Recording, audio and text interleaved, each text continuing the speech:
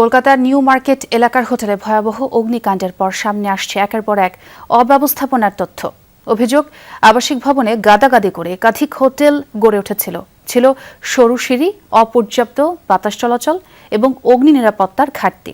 এই ঘটনায় হোটেলের লিজধারী আবু জাফরকে গ্রেফতার করেছে কলকাতা পুলিশ। মালিক বীরেশ্বর মিত্র পলাতক।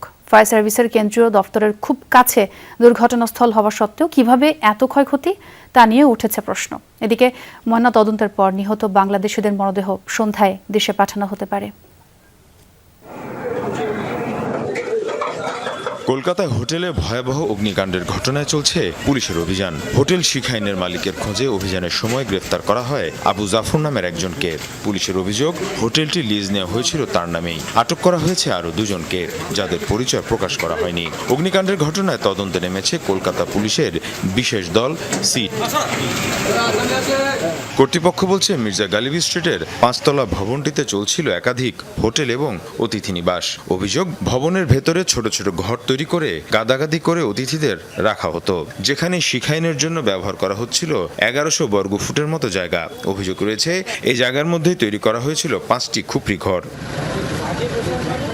অর্থাৎ থাকার জায়গা বৃদ্ধি করতে গিয়ে কমে গিয়েছিল চলাচলের জায়গা। আর আগুনের সময় এই ধরনের সংকীর্ণ কাঠামোই হয়ে ওঠে মৃত্যু ফাঁদ। প্রাথমিক তদন্তে সরু সিঁড়ি, সীমিত বের হওয়ার পথ এবং পর্যাপ্ত বায়ু চলাচলের ঘাটতির মতো বিষয় সামনে এসেছে। অনেক কক্ষে জানালাও ছিল না। হোটেল ব্যবসায়ীদের সাথে একাংশের পুলিশের নেক্সাস আছে। আপনারা জানেন যে নিউ মার্কেট থানার পুলিশ এখানে পোস্টিং পাওয়ার জন্য তদবির করে। শুধু তাই না, সবচেয়ে আনফরচুনেট হচ্ছে এতগুলো ঘটনা ঘটলো, তারাপীঠ হলো, এখানে হলো, তার আগে আরো দুটো ঘটনা ঘটলো। যে ঘটনাই ঘটছে, বর্তমান সরকার তারা বলছেন যে ববি হাকিম এর জন্য দায়ী। যারা আসবে অতিথি দেবভাব, তাহলে তার জন্য আমরা এখানে কি ব্যবস্থা করেছি? তাহলে আমাদের পর্যটন দপ্তর, আমাদের পুলিশ দপ্তর, আমাদের অগ্নি নির্বাপক দপ্তর, আমাদের পুরসভা, তারা কি ব্যবস্থা নিয়েছে যে কেউ যদি রামপুরহাটে যায়, কেউ যদি আমাদের এখানে আসে, তাহলে কলকাতায়, তাহলে সে আগুনে দগ্ধ হয়ে কেন মরবে? এদিকে আহত বাংলাদেশিদের সাথে যোগাযোগ রাখছে বাংলাদেশ কর্তৃপক্ষ। অগ্নিকাণ্ডে নিহত বাংলাদেশিদের পরিচয় শনাক্তের পর চলছে ময়নাতদন্তের কাজ। বিভিন্ন আনুষ্ঠানিকতা শেষ হলে বৃহস্পতিবারই তাদের মরদেহ দেশে পাঠানো হতে পারে। বাংলাদেশ ডেপুটি হাইকমিশন কলকাতা, এখানকার স্থানীয় প্রশাসন, এখানকার হাসপাতাল সমূহে সকালবেলায় খোঁজ খবর নেওয়া হয়েছে যে সেখানে কেউ আছে কিনা। এমনকি আমাদের ডেপুটি হাইকমিশনার স্যার নিজেও হাসপাতালে গিয়েছেন কোনো কেউ আহত বা এরকম কিছু আছে কিনা খোঁজ খবর নেওয়ার জন্য। তো এরপর থেকে আমরা কলকাতা পুলিশ এবং নিউ মার্কেট থানায়, এখানে যেহেতু ঘটনাটা ঘটেছে, এখানকার প্রশাসনের সাথে আমরা যোগাযোগ রেখেছি। এদিকে দুর্ঘটনার পর কলকাতা প্রশাসন এবং ফায়ার সার্ভিসের নজর এসেছে আশেপাশের আরও হোটেল এবং রেস্তোরাঁ। নিরাপত্তা বিধি নিয়ে প্রশ্ন ওঠায় একাধিক প্রতিষ্ঠানকে শোকজ করা হয়েছে। রাজ্য জুড়ে হোটেল এবং অতিথি নিবাসে অগ্নি নিরাপত্তা অডিটের উদ্যোগ নেওয়া হচ্ছে।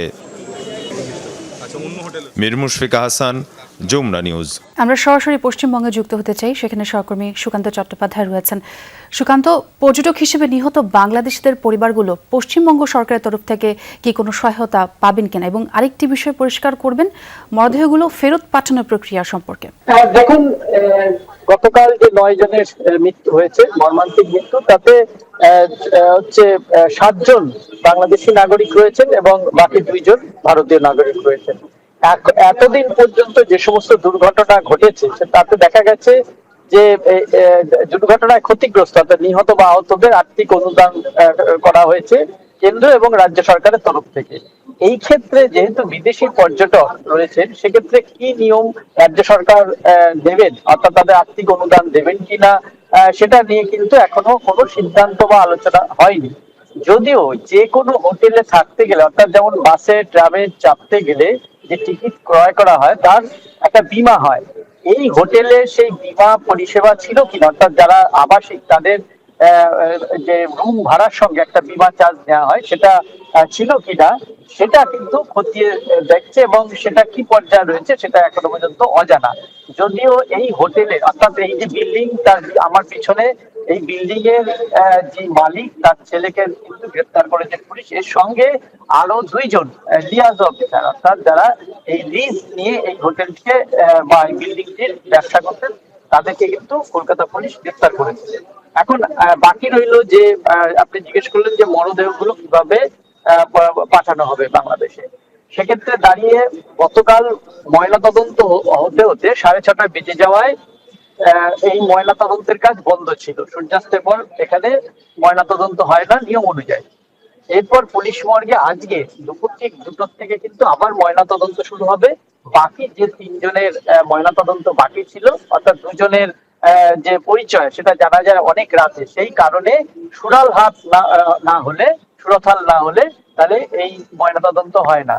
তাই তাদের সুরতহাল অনেক রাতে হওয়ার পরে তার সিদ্ধান্ত আজকে তাদের ময়নাতদন্ত হবে এবং সেই লাশগুলি বাংলাদেশ যে কলকাতা স্থিত যে উপ হাই কমিশনার অফিস রয়েছে তাদের সাথে যোগাযোগ করে কিভাবে দ্রুত তাদের পরিবারের হাতে তুলে দেওয়া যায় সেটা কিন্তু একজন লিয়াজো অফিসার নিয়োগ করেছেন এই ঘটনার পরিপ্রেক্ষিতে পশ্চিমবঙ্গ সরকার। অনেক ধন্যবাদ সুকান্ত আপনাকে।